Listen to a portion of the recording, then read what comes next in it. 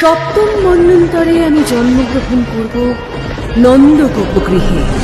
বিন্ধ্যাচল নিবাসিনী রূপে পুনরায় ধ্বংস করব শুম্ভ নিশুম্ভকে। আবার বিপ্রচিত্তি বংশীয় দানবগণকে বধ করে আমি প্রখ্যাত হব রক্তদন্তিকা নামে। দুর্গম নামক অসুর বেদ হরণ করলে সৃষ্টি হবে বন্ধা। শাকম্ভরী দুর্গা রূপ ধারণ করে রক্ষা করব ত্রিলোক। সিক্ত হবে ধরাতল। যখন হিমালয় পর্বতে রাক্ষসেরা সাধুজনের উপর চরম অত্যাচার শুরু করবে, আমি ধারণ করব আমার উগ্র ভীমা মূর্তি।